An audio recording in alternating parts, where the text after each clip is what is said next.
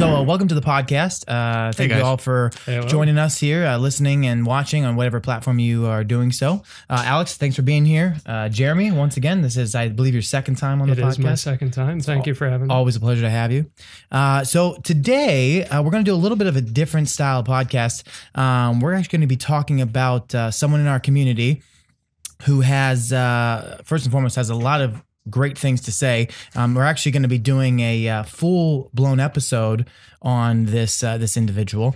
But before we get there, we're actually going to start off with some community questions straight off the bat. We love that you guys comment and all this stuff on the YouTubes, as well as give us some content to talk about on the podcast with your questions. So thank you so much for posting. So actually, Jeremy, let's start with you. How about we go first and foremost with you with the first one? The first question. Yes, sir. Is from Dwight Souder, I believe it's pronounced. Correct me if I'm wrong. For Flight Fest, will there be speakers, workshops, demos, etc., something similar to last year? If so, will there be a schedule posted soon? I'm really looking forward to Flight Fest, and I'm hoping to bring some of my FT STEM students, that's awesome, by the way, from my school, out to experience this event.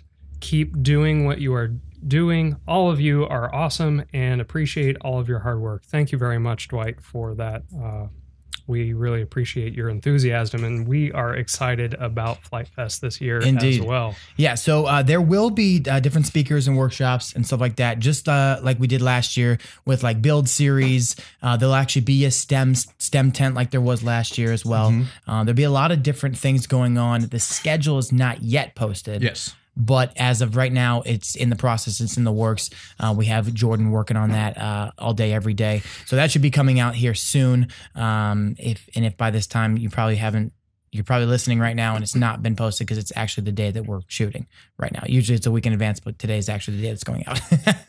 Yeah, and we did Flight Fest East last year was the first time we did anything like that. We did workshops. So it was almost kind of like a fly-in / expo. You could go and learn stuff in the build series tent, and we learned a lot last year. So our hope this year is we are going to take what we learned from last year and hopefully streamline that to make it even better than last year. So for sure, hope to see you guys there. Indeed. All right, next one, Alex. You can jump around or you can go straight down. Doesn't matter. All right. Can the Kraken knife edge? That's asked by James Curtis. Well, it depends on which tree. If you got enough power, anything can knife edge. Well, typically, like a flying wing cannot knife edge, but because the Kraken has two motors, if you have differential thrust set up and you have quite a bit of skill, you can actually use the thrust of the motors to kind of put it into like a weird knife edge looking thing. Right. I can't do it. You don't think you can? You don't have the confidence? No, Josh can do it. But great question, James Curtis. If you haven't built a Kraken, I hope you sure do. Yep. It is the biggest, most docile, friendly giant of the sky. It is the largest plane in our arsenal, if I'm not mistaken. So thanks so much, James. Here's the next one. Let's do Kyle Williams asks, are we going to get any microplanes? What are the new plane projects going to be? Actually. Does he mean, I wonder if he means like kits. Foam board or ready to fly. Not exactly sure on what you're asking. Well, we have kicked around. Actually, we worked with Adams. Christian Meese down in our. He's our inventory manager down in our shipping and fulfillment center. He actually worked with Adams and he produced a foam board. It's in an old vlog that we did a couple months ago, but it's a same foam board as what we use our big planes, but it's like a third of the thickness. Right. And we did some prototyping with it, and it ended up being a little bit more challenging than we expected. You can definitely make one. You can definitely make it fly. But we like to make our airplanes fly as forgiving as possible. Right. And at that size, with that foam board, even though it is a third of the thickness, it is not a third of the weight. Right. So you ended up with little heavy planes, and also, as a lot of you know, when you scale down airplanes, the air molecules stay the same size. So the flight characteristics don't go with the plane as you scale it down. The smaller it gets, the more squirrely it is to fly. Exactly. That's why a lot of actual bigger planes even like 3D planes and stuff like that, they're actually easier to fly than say like a smaller like Park Flyer size 3D plane. Right. But good question. And if you were referring to just like ultra micros in our reviews and on our videos and stuff, it's funny you say, because we're actually later today. Yeah, later today we're going to be heading out to the park to shoot some ultra micro episodes. We have the E-Flight, I believe it's E-Flight Waco biplane. Yep. Which I'm super excited about. Yeah, I think Very that's cool awesome. looking plane. Well, it reminds me, like one of my first, actually it wasn't really too early of an experience for me, but one of my first like really successful experiences in recent times with the RC hobby was with the E-Flight Beast, which is a biplane that they had probably 5 or 6 years ago when it came out. Okay. And it reminds me a lot of that. It's the same size. It's a biplane. It's scale. Like it looks really cool. And hopefully it flies as good as the Beast does, if not better. I have a feeling it will probably fly better. But we also have the Ultra Micro Cessna 182, which is a new one from Horizon, fairly new from Horizon. And we're also doing the Torrent, as a lot of you guys have probably seen. It's a little micro 110 brushless FPV quad, and a lot of people have really been loving it. So I think I'm excited about that. Yeah, too. those micro brushless quads. We talked about it on a podcast just a couple back, and they're really coming up on the scene. I mean, the amount of performance and the power and just everything that goes into it, and everything's getting smaller and smaller. It's just really cool to see everything that people are doing and coming to. Actually, this morning I noticed that Carlos Sharpu actually posted his first video in like nearly almost a year. Sharpu? Everybody in the mini quad FPV community was like, "Is Sharpu still alive?" Because he like hasn't posted. I know that he's been very busy with work, but he posted a video and he's like, "Hey guys, just wanted to let you all know that I'm still alive and I still do fly." He's like, "I fly for fun." He said, so he posted the video and it's actually a micro quad. Oh, nice. So he's not running a GoPro. I think it was like a 3 or 4 inch setup, and it's just a quick video of his DVR just ripping. So That's awesome. I would imagine that he's been just flying micro quads. And that, honestly, it is one of the more fun FPV experiences. And I think part of the reason is because you don't have to worry too much about, you don't have to worry about your GoPro, your memory card, your battery. You just turn it on, put your goggles on, and go out and have an experience. You don't need to worry about like capturing cool tricks. No, you're not recording, so you just do whatever you want. So It's true. No, that's really cool. So great question there, Kyle Williams. Thanks so much. Jeremy, next one. Yeah. I'll go at random here, close my eyes and point. Tyler Knepp, are you guys going to have any Gremlin-specific events at Flight Fest East? That is a good question. Obviously, we've getting a lot of traction with the Gremlins, with people building and designing their own. Obviously, with quads at flight festivals, usually with FPV signals, you have issues because you can't cross over. Yeah, we've been tossing out some ideas. There's nothing in the works as of right now that I'm aware of, but we have been tossing about ideas about possibly making some Gremlin specific options for Flight Fest East. Like I said, it's in the early stages. If it happens, we will keep you posted. Well, I think if there's enough interest in anything, like we can make it happen. Yeah. So it's a great question. My advice would be to go into the forums and see if there's anybody else interested in something like that. Yep. And if there is a big interest, we have MultiGP who's going to be there running our FPV signals. They do a great job, and we can easily plan something like that, so we can have a little gremlin race. Exactly. Which I think would be really That'd cool. be a little micro race. That'd be awesome. Yeah. All right. Let's go with here's one. Sparkle Pony asks, is one of you going to come jam with us at our campground this year? Boom, done. Yeah, I'll be there. Actually, last Sparkle Pony, for those of you guys don't know, they're actually the awesome band that played live music last year at East, and they will be back this year. They are kind of like a traditional folk style younger group of musicians, all extremely talented.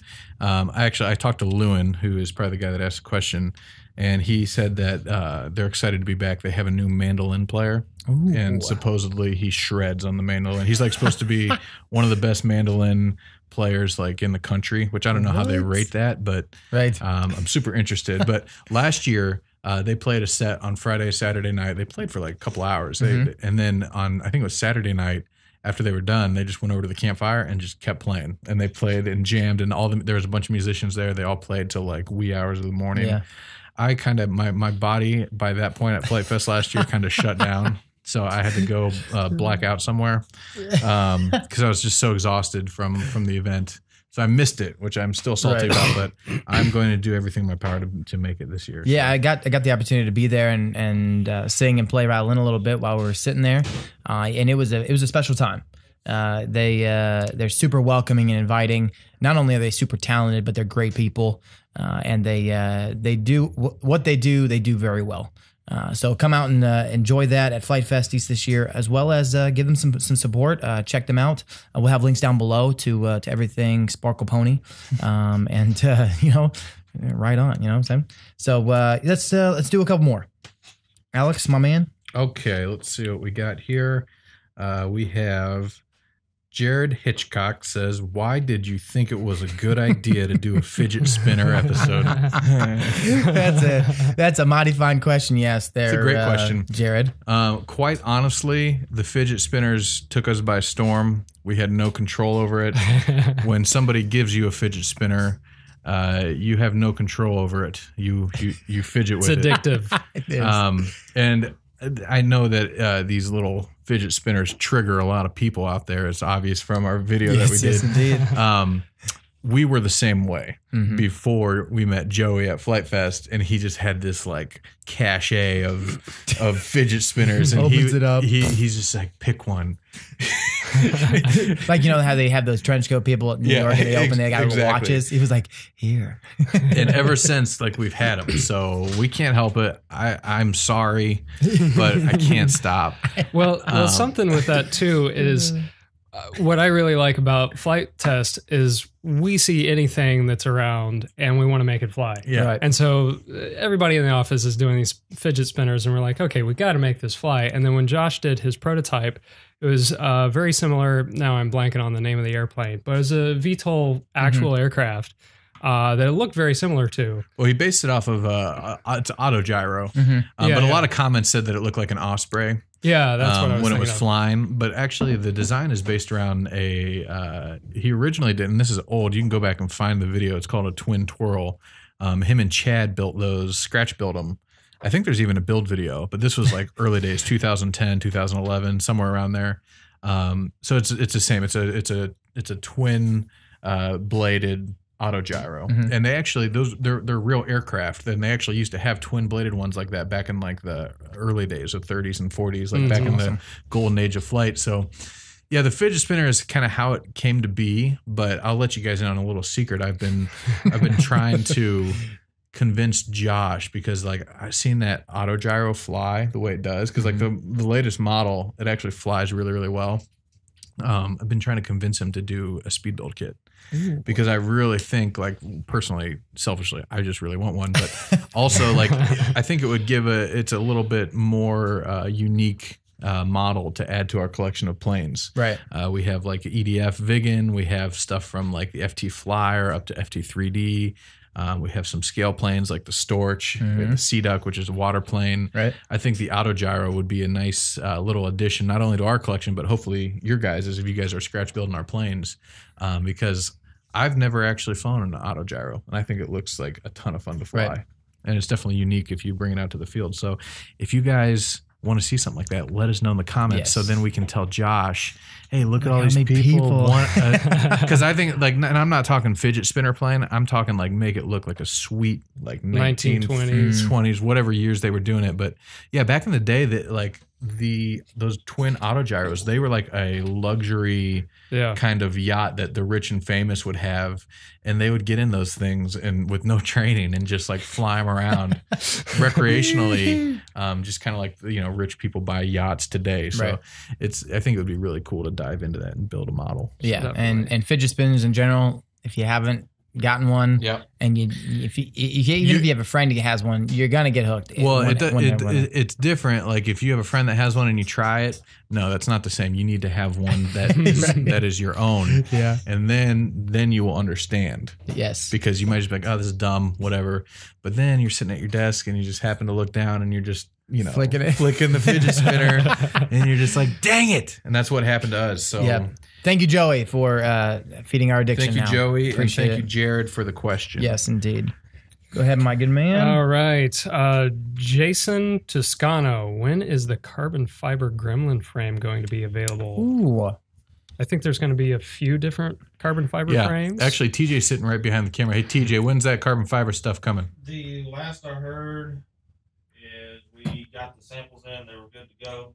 Josh put an order in. So it's coming from China. So orders in, they're coming probably within, when it's coming from China, that means we never really know for sure. 2 to 10 weeks. 2 to 10 weeks. But hopefully soon. They're super awesome. They look amazing. They're very durable and they're even lighter. So And also we got some little things from Emacs as well that we were messing around with yesterday actually, right? We were putting bigger, faster, more powerful motors on little those. tiny baby red bottom. Yeah, like little baby red bottoms. They have 4,500 kV or 4,000 kV and then 6,000 kV motors. I flew it. And I was talking to Ian, on 2-cell. It rips. Like it on does. a 2-cell battery. It's perfect for your 2-cell batteries. So be on the lookout for those coming here soon. I flew it on 3-cell. Did you? TJ even flew it on 4-cell. Oh my goodness. And it handled them all pretty well. He was flying like a 900 milliamp 4-cell battery, which is like a huge battery for a Gremlin. And no problem with the battery. It handled it fine. Fantastic. Yeah, Wasn't that the Versacopter battery? It sounded, no, it was a Vortex. Vortex. Yes. Yeah, Vortex. Another one of those V ones. But it flew good. It sounded really angry, but it flew good. That's a fantastic little thing right there. It's awesome. Well, so thank you so much for your questions. First and foremost, we always like to get to those. A lot of good ones today, to be honest with you. And we'll be chatting more about those in the future. Continue to post because we love to hear what you guys want to hear about. And we always want to answer your questions to the best of our abilities. So thank you so much for posting. We really appreciate that. And now we're going to kind of slide right into the main content of today's podcast, which is an opportunity that you both actually got to go to. Where was that? Maps Air Museum? Was that where he was at? Yeah. To go kind of get the opportunity to meet this man named Bill. I think it's Bill Woodall. Yes. Is that right? Yep. Okay. Mr. Woodall. Now talk a little bit about your experience with him and who this man and what he represents. Well, it's kind of interesting. Alex and I both had a one-off connection to him through different means. Yeah. Why don't you? Yeah. Well, Bill he's 91 years old, first off. Hello, Bill. He basically what we went to do is he scratch built a Sopwith triplane. And I'm not Sopwith Camel, yeah. I'm not talking about a RC plane. I'm talking about an actual airplane, like it, and you can't even put it into words how incredible it was. And that's why we're going to give away some spoilers because we did an episode on this, but it's not going to do it justice. You gotta have to go see the episode because the visuals that Jeremy shot, he got a ton of great B-roll, and the stories from Bill are fantastic. Yeah, so. Bill is 91. He's sharp as a tack. Oh, yeah. Just like he told a bunch of different stories about his experience building this and the inspiration for it, all that kind of thing. And it was just fascinating to listen to him talk and then see the plane in person. It was crazy. Really cool. And it's kind of unique because he's a local guy here. There's this triplane that he built. He built it using all original techniques, tools, and materials. So he built the triplane exactly like they built it in World War I. And we should have mentioned it's a World War I plane for those of you guys aren't familiar. It's like we'll post some pictures in the show notes. It's a gorgeous airplane, and he built this in his house. He started building it in his house. Yeah. And from talking to him, I got the chance to interview him, and from talking to him, it seems like the only reason he did this is because he had an obsession and a fascination with World War I. Yeah. He was just fascinated by it. And I feel like it was kind of a bucket list thing that he loved aviation. He was a pilot, obviously. And he also loved World War I. And like, he just wanted to fly an actual World War I plane.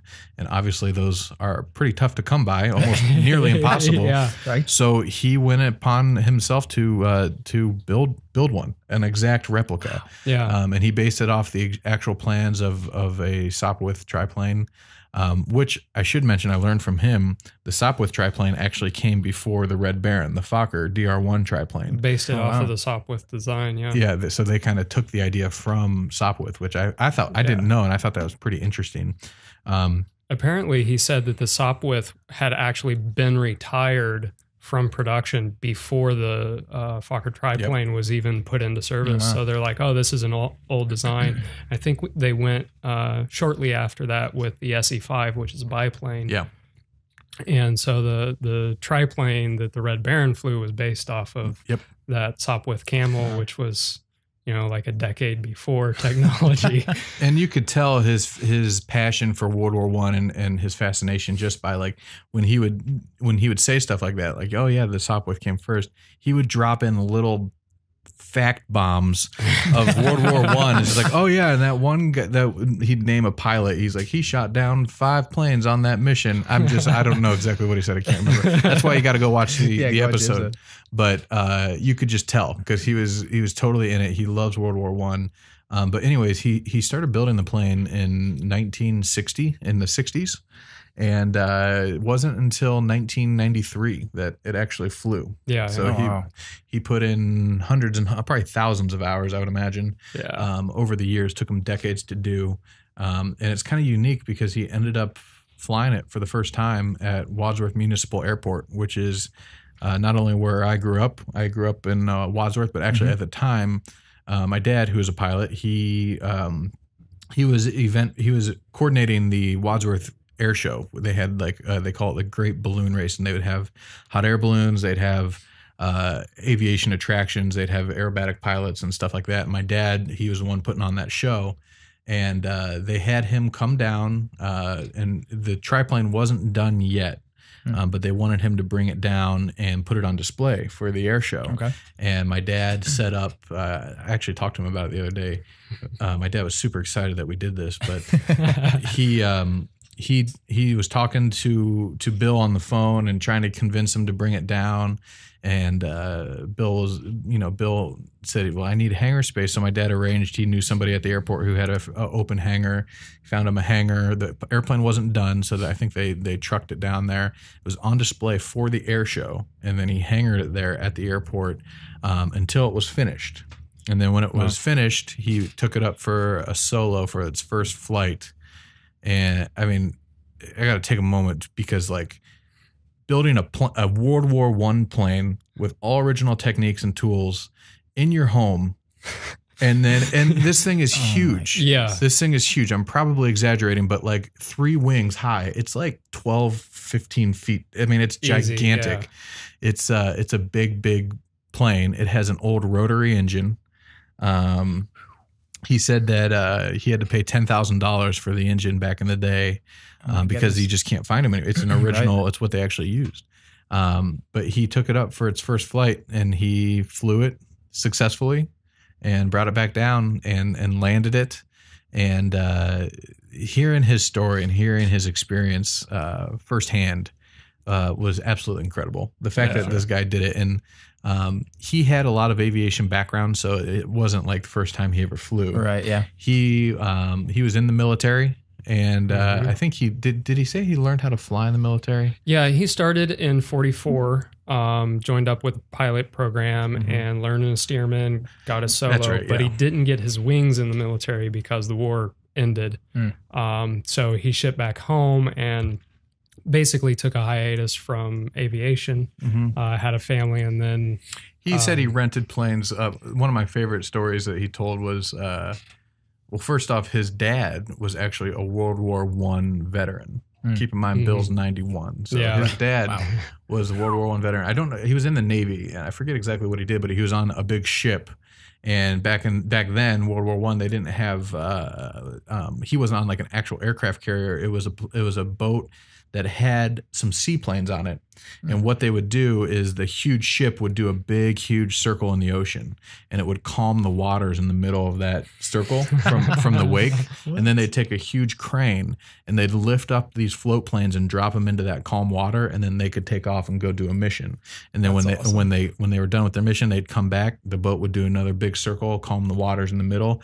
They'd land. The boat would come over and pick them up out of the water. And unique thing that Bill was saying is that his dad, he didn't believe that humans belonged in the air. He didn't believe in this new technology because to him, flying aviation was still relatively new at that time. World War I, it's shortly after it all happened for the first time.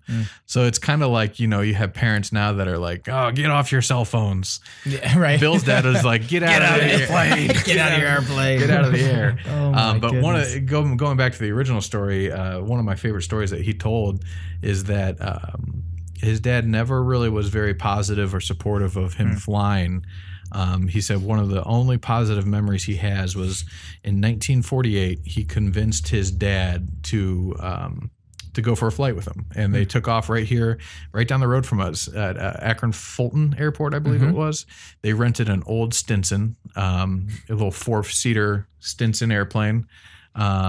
They flew it from Akron up to Cleveland, and they went to the Indians game. It was the World Series. Actually, I don't think it was called the World Series. It was like, I forget what they called it back then. Championship baseball game, 1948. He said that they went up to Burke Lakefront Airport, which is, he said at the time, he said it was not even finished construction. It was basically just a bunch of cement blocks going out by the water up there in Cleveland. There's no air traffic control. Right. He said he just had to go up there and just kind of look around, make sure that all the other air traffic. He said there was actually quite a bit of air traffic, at the time, which is crazy to think about. 1948, like all these old vintage airplanes, which were new at the time. He said you just had to make a move, make it look like you knew what you were doing, and just get a spot and get in there and land. And so they landed and they went to the game. He said it was packed. He said there was 75,000+ people there. There were people shoulder to shoulder outside of the stadium, and the Indians won. And they had a great time, and they left. And they were walking back to the airport to the plane, and it was bumper to bumper traffic everywhere. Cars were just at a standstill because it was just so crazy. Everybody was like celebrating and whatnot. They walked back to the airport, get in a plane. There's a storm coming. They raced the storm, outran the storm back to Akron, landed. As they were pushing the plane in, it was starting to rain just a little bit. And as they were putting the plane away, his dad said, gee, he said, I bet they're still stuck in traffic up there. That's awesome. And that was Bill's, that was the moment with his dad that he attached to, that he remembered. It was the only time that his dad gave him kind of like positive affirmation about his passion. And Bill laughed when he told the story. He thinks it's funny too. But I just thought that was awesome. Such a really cool story. Like, and he had all kinds of stories. He also had before he built the triplane, gyro glider. He had a friend of his and him. They built an autogyro, kind of just like what we were talking about. But from what it sounded like, it was a single rotor autogyro, and this had to be in the 50s, which I should mention at that time, autogyros did exist, and they were extremely sketchy. And they scratch built one. And I think the one that they built was called a Benson gyro glider. Oh, good. Good memory. We'll play there, Jeremy. But they built it and they were testing it. They didn't have a motor in it yet. So what they would do is they would tow it. And he said they did this like a handful of times. He said that both him and his friend both flew it. They tied it to a car. And they started, one of them would drive the car. One of them would drive the car. And they'd be on a radio to say, go faster or slow down. And they're in this sketch. You got to get this gyro up to speed going into the wind. Get your blade up to the right RPM, and then they would lift it off and kind of tow it and fly it behind. And they were looking for a motor to put in it, and that's when his friend who he built it with saw somebody fly, and they got into a crash, and it actually killed the pilot, and it freaked him out. And we're not going to put a motor on. That's when they called it off. And so then he's like, I'm going to build a triplane now. And put a motor in it and fly it. Wow. So it's fantastic. He was full of all kinds of crazy stories. But going back to the triplane, he said that he ended up flying it. I think he said he attempted to fly it 4 times, and he was successful on 2 of those times. Yeah, he brought it back. And one was on accident. Really? Yeah. He's like, so I got in the airplane and I wanted to taxi it and get up to speed and stuff, see how it's going. And he said the way the cockpit is designed, you actually have to put your head down underneath the machine gun handle to see the instruments. Okay. He's like, I wanted to see my airspeed, and I put my head down there, and I saw 0 airspeed. I'm like, okay, I've done my taxi. I'm going to turn around. He came back up, and he was off the ground. Yeah. He's like, oh, okay. And he had to do a loop around his airspeed indicator wasn't working, and he like looked down to check it, and he's like, it must not be going that fast. He pulls his head up, he's off the ground and flying. And if you watch the video, this is actually another really cool fact that I didn't mention. Not only was my dad there at the time that it flew, but also Bob. Yeah, Bob Parmalee. Background Bob. Good old he was there as well, and he saw it fly for the first time. And actually, that's how we got the footage. We have actual old VHS footage. Old VHS with Really? all the lines from both flights. Oh my goodness gracious. I can't wait to cut this together with the photos. I was talking with, actually, I know his niece, which is how I got in touch with him. And she's going to be getting me some high-res photos of the fantastic. build and everything. And it's really, really impressive just seeing this thing come together in his basement. Yeah. That's first of all, that's an unbelievable. First, he's got so many unbelievable stories, I'm sure. But just listening to you guys talk about Bill and the journey that he's been on, I have to go watch this episode. Like It's gonna be cool. cannot not watch this, or something will be missing in my life. The airplane is at Maps, and actually it's probably shown up in the vlog.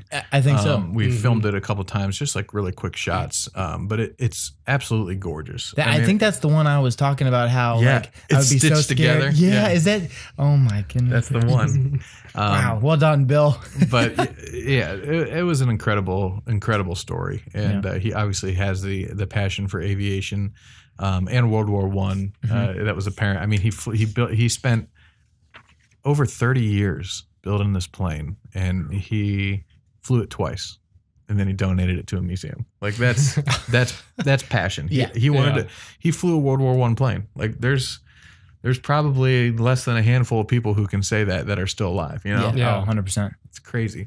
So, Bill, thank you so much for everything that you have done and the inspiration, not only not right now, just here in this moment in my heart that like I want to go build something with my hands, and I'm not really that big of a builder. I mean, to be honest with you, I don't really build at all. But this story makes me want to go just do and build something. It's definitely an inspiration. Yeah, and it's fantastic. So thank you so much for everything that you've done. Thank you for allowing us to capture it on film. I'm sure Jeremy is super excited to cut it together. Yeah. I told Bill that he's going to inspire many, many, many people. 100%. He already has, and the episode hasn't gone out yet. I've only just heard snippets, which is fantastic. Also, Bill, thank you so much for your service.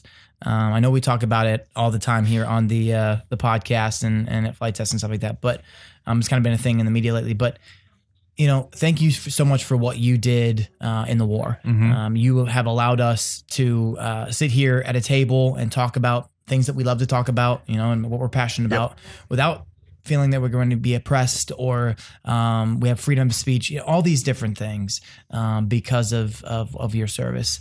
So thank you so much for that. And all of you that are listening or watching that have been in the any Marines or Navy or Army, it doesn't matter. Thank you all for your service as well, for everything that you guys have done. And on that note, actually, I have I have a forum member that has also, he was a Marine in the 1990s. And his name, I don't know his name. His name's Gazoo on the forums. But I was touched by this little note that I found this morning before it wasn't even planned to be on this podcast, but it's very fitting for what we've been talking about. He was a Marine in the 1990s. He also actually was a Cessna guy, actually. Nice. Cessna 152. He made his first solo at 16th birthday, and then he ran out of money. That's what happened to me. Yeah, Alex knows your pain because I flew 152s as well. It's kind of crazy. And then you fast forward to today after joining the Marines, being a flight equipment tech, which is the guy that gathers all the stuff out of the plane that falls out when they pull the oh crap switch. So he was the guy that helped with that, which is really cool. And then he had a nephew, right, who had a Super Cub 3. And I guess the nephew was just begging for him to come try it out. And so he finally gave in. And he's like, all right, let's go fly it. So after he flew it with his nephew, the next day he went and bought an apprentice.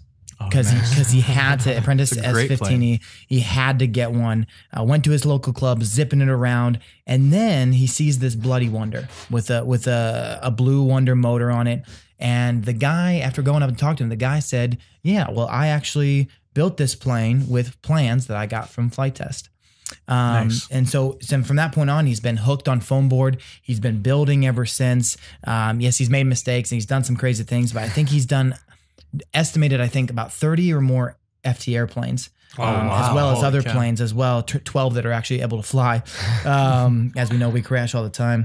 But he sent us a big thank you to not only us, but, and this is the main reason, to all of the forum members for providing him an awesome experience, as well as, you know, these things can be kind of costly and frustrating at times. This hobby can be. And I want to just read the quote. He said, "My experience has been neither of those. It has been fun and rewarding, ... and cheap, !" He said, "Thank you all for what you have done." So the reason I bring that up is because, yeah, we talk about the forums, we talk about the articles and stuff like that. But you guys on the forums and in the community don't realize the amount of impact that you have on not only us here at Flight Test, but the rest of the community. Yeah. Each one of you has a role to play, and we have to just say thank you so much for all that you guys do, because without you, we wouldn't be here. But also just to think about when you go and you post on a forum or you make an article, you know, that allows for someone else to be inspired. You know, with Bill Woodall and his Sopwith Triplane, we haven't seen the episode yet, right? It hasn't been cut together.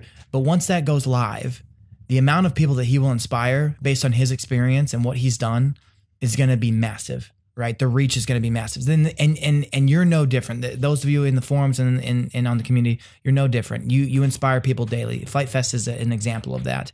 So thank you so much for all you do. Keep inspiring, keep going, push the limits. And like I said, we want to hear from you. We want to talk with you.